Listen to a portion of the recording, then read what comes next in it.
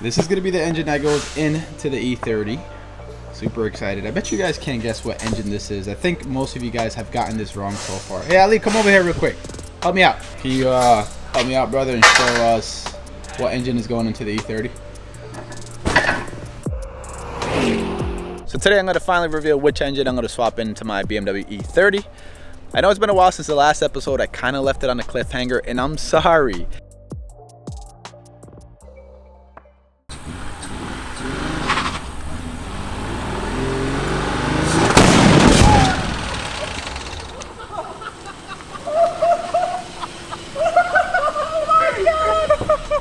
I know a lot of you guys have been very eager about the engine review, and I know I've taken my time. It's been a while. I'm sorry again, but I wanted to make sure that what I was planning to do was actually going to happen before I kind of tell you guys about it. For those of you guys that are new to the channel, this is my 1989 BMW 325 IS. E30s have been one of my favorite cars of all time, especially the E30 M3, but those are very, very expensive. I don't have that kind of money, so this was the next best thing for me. I bought it for $3,000 from Tampa, Florida, sight unseen, and it's been a lot more of a headache than I expected it to be. After spending a few months with the car and really being able to dig into it, I was able to find a bunch of flaws that really kind of brought me down mentally and the inspiration I had for this car. One being what's going on right here under the tape. I've never really showed this on video. I did show it on Instagram. If you guys want to kind of stay up to date with behind the scene content, follow me on Instagram.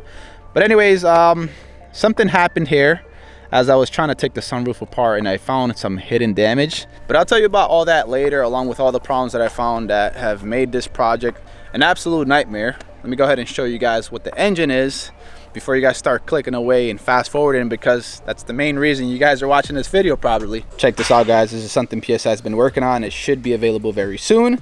My cars are literally going to be sitting on there 24/7. I cannot wait. I'll keep you guys updated on this. I'm very excited for PSI. And for those of you guys that are upset because it took me so long to reveal the engine to you guys, trust me, it's going to be well worth it when I show you which one is going onto the E30.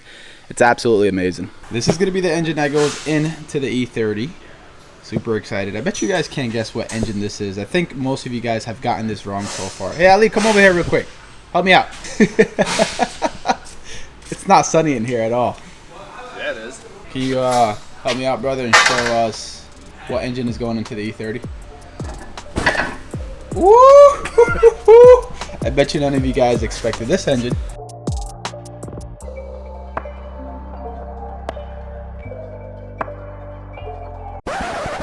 Definitely not putting an S65 into the E30. Like, I do not have the budget for that. Ali, how much would it cost to put an S65 into an E30? Way too much money, right? A lot. Exactly why I'm not going that route. I'm sorry for that little joke, but that's not the engine I'm going to go for. Technically, the engine that is going to the E30 is pretty expensive to put in properly to the E30, but much less expensive than the S65. Come here, sir. Here it is, guys. There it is. I don't even know what this is. A dinosaur? Yeah, come on, let's show them the real engine right here. These people are going to have a heart attack if I don't show them any second now. Ooh. Oh, I can do it fast. Yep. And this is what's going into the E30, guys.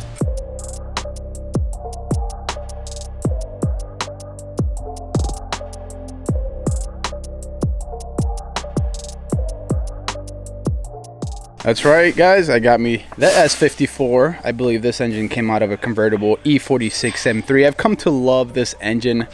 I've really started to love it ever since I bought my E46 M3. Just the revs, the sound, the power band, everything about it is absolutely amazing. And I can only imagine how well an engine like this is going to perform on such a light chassis like the E30. Arguably, the V8 S65 would be even more awesome in the E30, but this swap is for people with big, deep pockets, which is something I do not have. Plus, I can't really justify it spending all this money because, let's just be real, my E30 videos on YouTube don't really do that well compared to my E46 M3 ones and the E93 335i, so I couldn't go that route.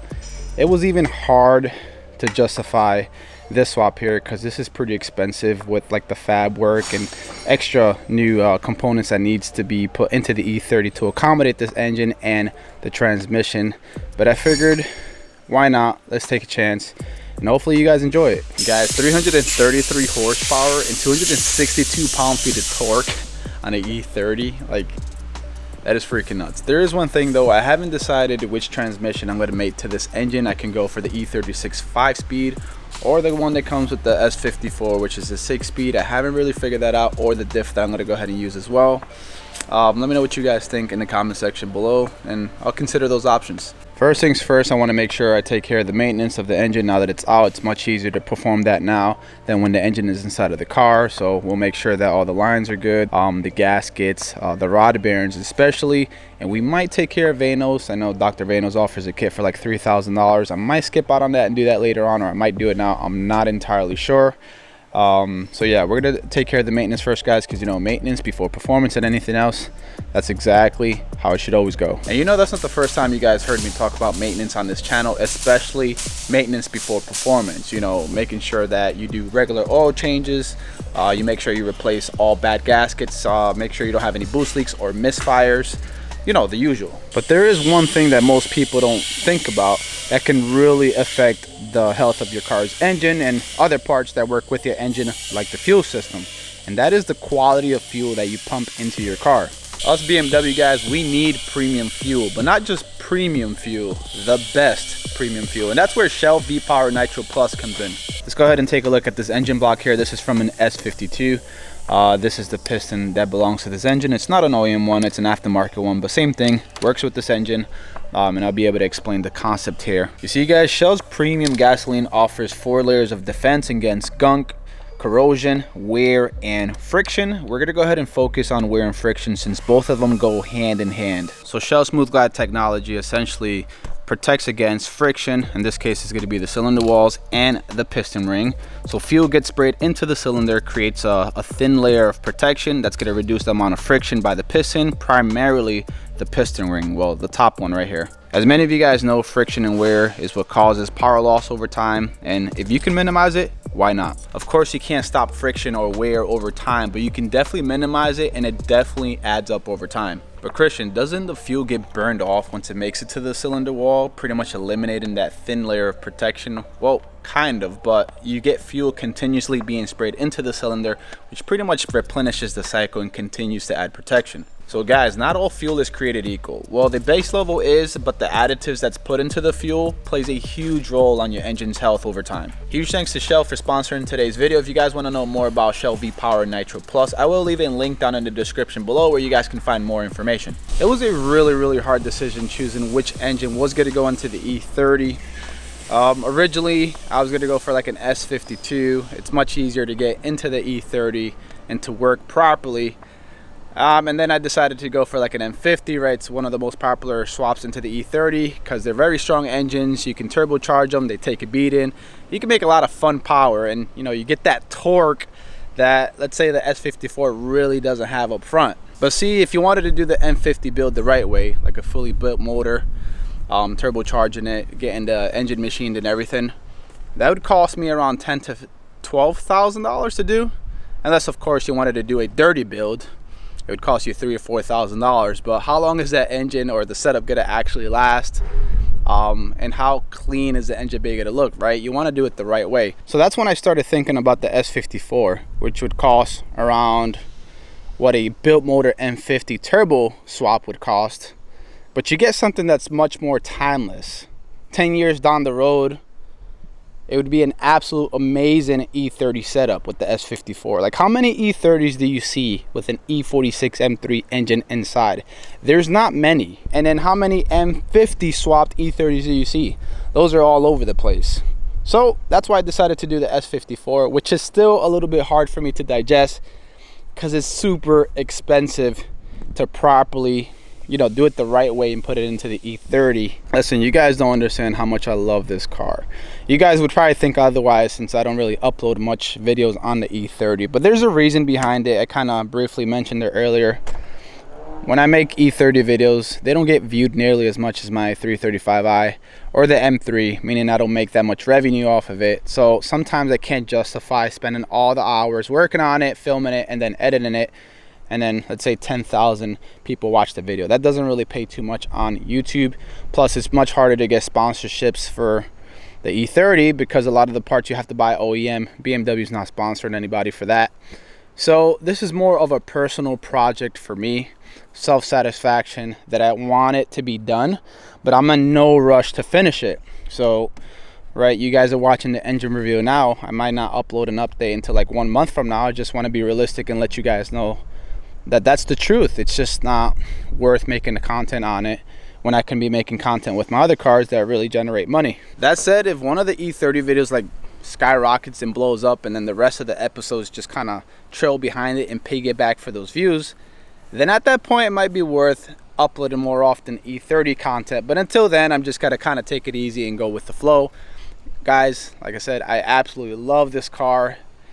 Believe it or not, I love this car more than the E46, and I love it more than the E93, and I like it more than my new E36. But I gotta take my time with this car. It's very expensive, and a lot of you guys have said in the very first or second episode that I would probably give up halfway through it because it's so expensive to rebuild one of these cars, especially because they're like, what, 30 plus years old.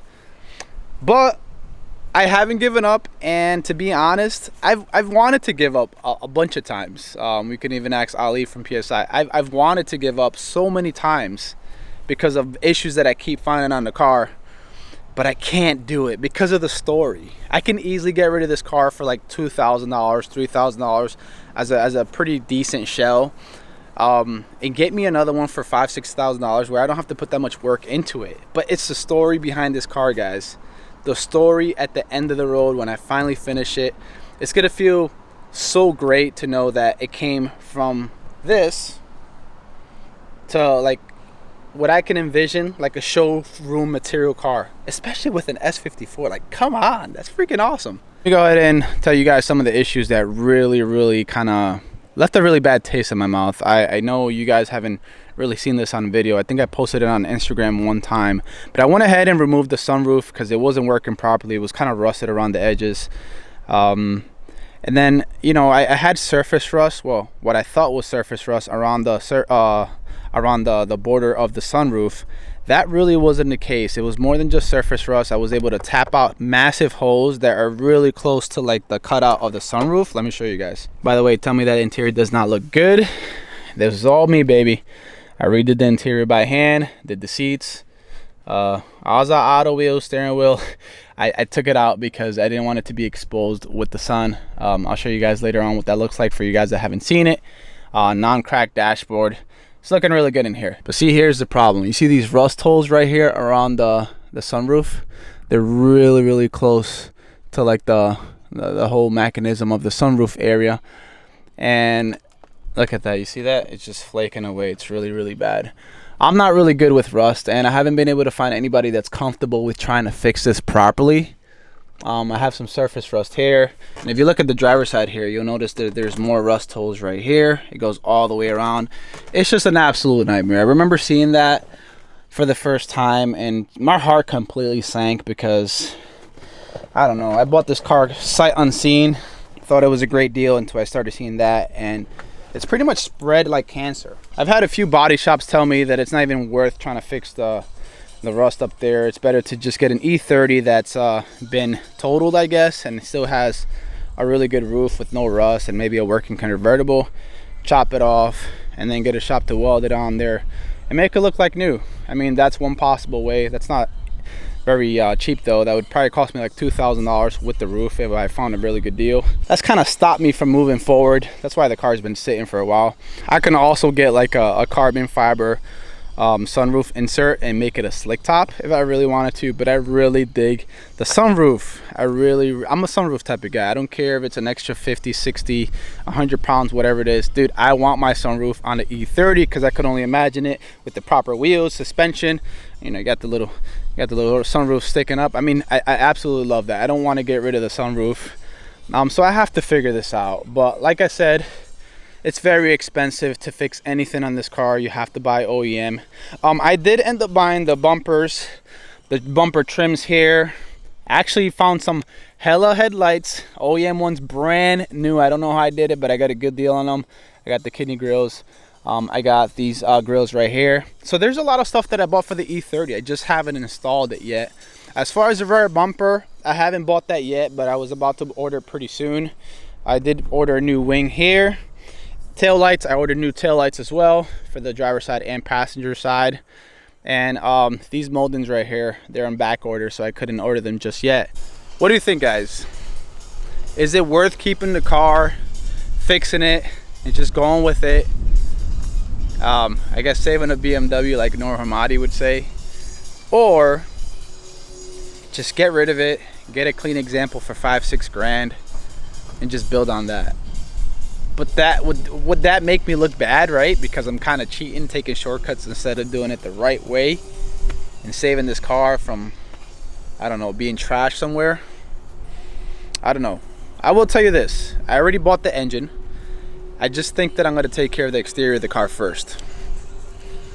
Once I take care of the exterior, the rust and all that stuff, suspension components and stuff, then I'll worry about the engine. I feel like we need to get this car in top shape first before we worry about the engine and the transmission and stuff like that, you know, and even clean out the engine bay, get that repainted, making it look good. I want to do it the right way, guys. This is a car that I'm not planning to sell. I don't want to get rid of. I don't want to give away. I want it to be like a timeless build for me. That's just how I feel. We're gonna see the aftermath of what the hell happened with the nitrous. Yeah, so it would have been much more fun if Ali would have just slowly opened the tank versus just kind of opening it up all the way, because the car didn't stand a chance. But it stood a chance for 2 seconds. Yeah. Do you think the car turns back on if we install a new intake boot? It might. Maybe it didn't really blow up. Maybe it just... It also like bled out of the head. Yeah, it did. So it might not have any compression anymore. Probably not. It was already rod knock if you guys didn't watch that video. But yeah, so the idea is to get all of this out of here. Maybe take care of the body, refinish the inside of the engine bay, and properly fit the S54 in here so it can look pretty. Not a dirty build, you know? Not an ugly build. I've seen some ugly S54 builds on YouTube, and I'm like, you should be ashamed if you put such an expensive, iconic motor and make it look like poop. Well, what we're gonna do is cut these tabs off, cut this off, cut like small pieces like that off, and make it look like it's... Make it look... It doesn't have like... smooth. Yeah, it's smooth. RIP M20. Which, you know, originally I wanted to actually drive the M20 so I can experience that, since I haven't, but Ali convinced me not to do that. Slow. Because it's very slow, and especially in 2020. This is not 1989 when this car was built, where maybe, what was it, 100 pounds? 100 horsepower? Maybe that was something. But, yeah.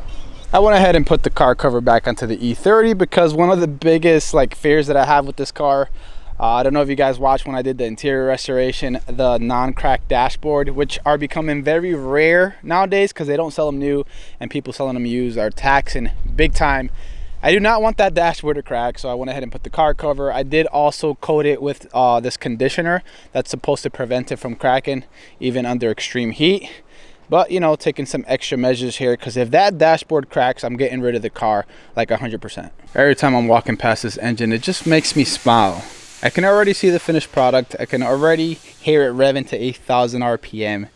And I can already see the people's faces when I go to a car meet and I open that engine and they see a legendary, iconic race motor from BMW, the S54. So this is going to be an interesting experiment for the E30. This is the front bumper, but I decided not to go with OEM, as you guys can tell. What does this say?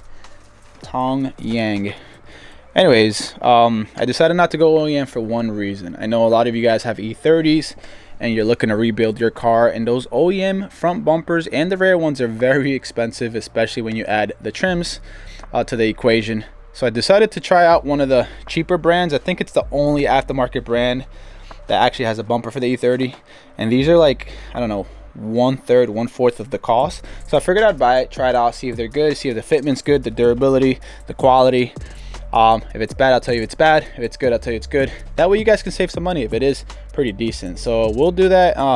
We'll install this front bumper in a future video. I did also buy like the Euro trim for the front that deletes the side markers as well.